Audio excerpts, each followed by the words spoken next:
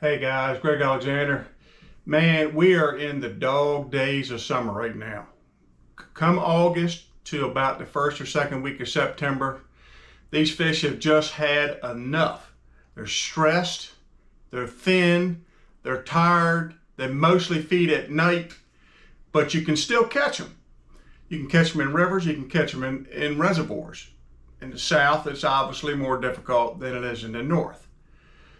But I'm going to show you a picture here of a fish that I caught to give you an idea of exactly how stressed out these fish are. Take a look. Man, that's got to be one of the funniest looking fish I've ever seen in my life. He got a 5-pound head and a 5-pound body, but I bet you he don't weigh but maybe 3 1/4. Crazy. That fish looked like a snake connected to a 5-pound bass's head. Might be the funkiest looking fish I've ever caught in my life. But it just goes to show you, they're just stressed out. They just, when the water's 86, 87, 88 degrees for 1, 2, 3 weeks at a time, the oxygen is depleted in it like crazy. These fish just are tired. They feed at night. At night, they're not near as good. They can feed at night, but they're not near as good at catching bait at night as you are during the day. And that's a lot of what happens. You'll go fishing this time of year and you'll catch 1.5 pounds, 1.25 pounds, 1 pounders, maybe a 2 pounder here or there. And if you get lucky, you'll catch one big fish. But the smaller fish can tolerate the low oxygen, higher temperature better than the big fish. The big fish can't tolerate it. It's like a big old fat dude out in the sun, He can't tolerate it near as good as a thin, healthy, younger person can.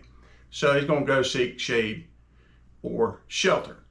So these are the letters I want you to remember. D-O-C-S. You can think of that as docks, like you fish in docks. In the summertime, think D-O-C-S. D, depth.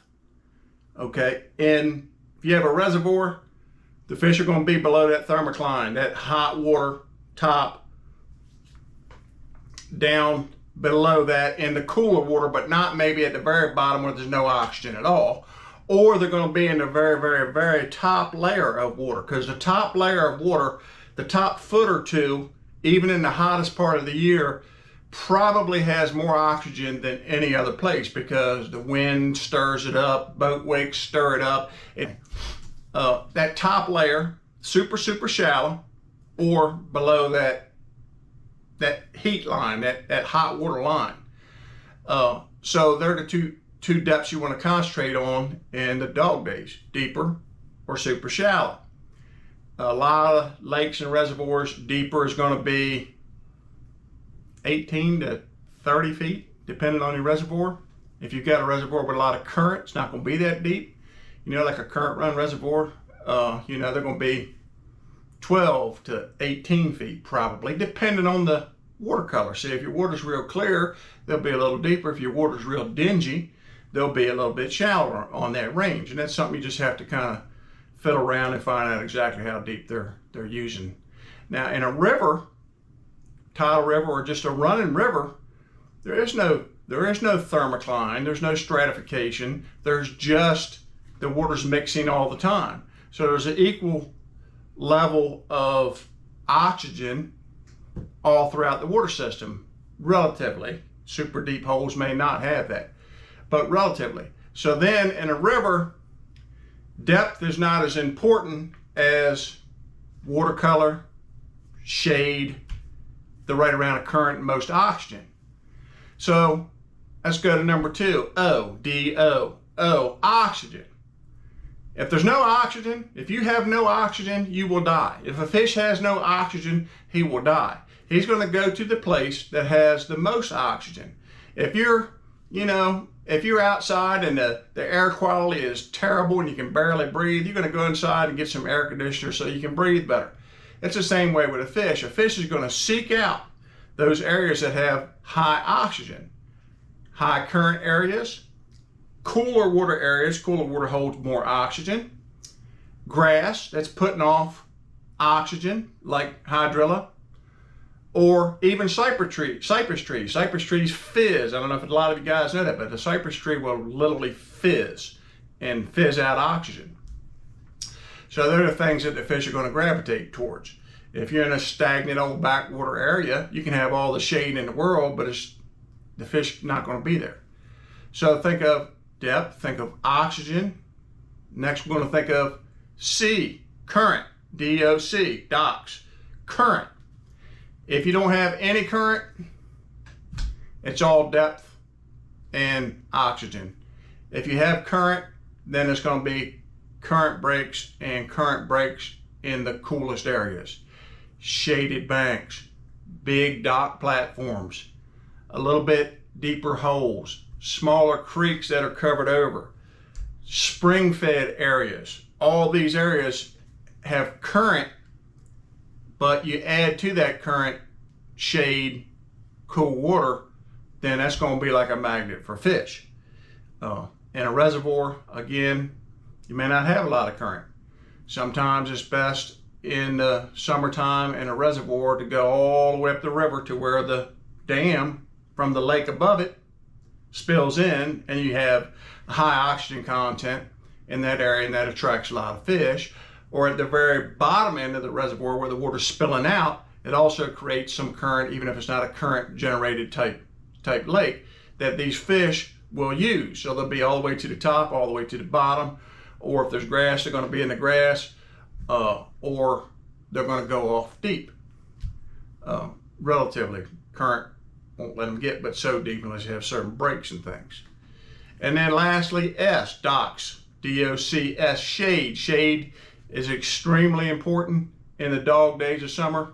Most every fish you catch in the dog days of summer during the day, if he's not deep, he's going to be in the shade somewhere. I mean, he's just not going to be out in the sun roasting. You're not going to lay out in the sun and roast. He's not going to lay out in the sun and roast. He's going to get in the shade. So what I'm telling you is, if you go and you fish a tournament, for example, or you're just fishing, and you look down the bank and you're bank fisherman, you look down the bank and you see a dock 100 yards up, and between you and the dock, it's just a sunlit bank. Fire it up. Go to the dock. Don't even waste your time in these low. Could you catch a fish there? Sure, you can catch a fish anywhere at any time. Fish move from here to there. You might just intercept one, but stay in your high percentage areas, in these rivers, in these lakes, in these reservoirs, in the dog days of summer. Now, let's talk about one more thing. We understand depth, we understand oxygen, we understand current, we understand shade. Put all of them together, you got something. The more of those things you have in one place, the better off it'll be, the better the spot will be. But let's talk about one more thing about the dog days. Do you feel like eating a big old steak and baked potato after you've been out in the sun for 3 hours? No, I don't. You don't want it. You want a piece of watermelon, you want some ice cream, you want something light, a salad or a small sandwich or something like that. You don't want a big meal. And in the dog days of summertime, bass are the same way. They don't feel particularly well. You understand? They don't feel particularly good. It's hot. They got low oxygen. They're not feeling good. They're stressed out. You saw the picture I showed you of that fish.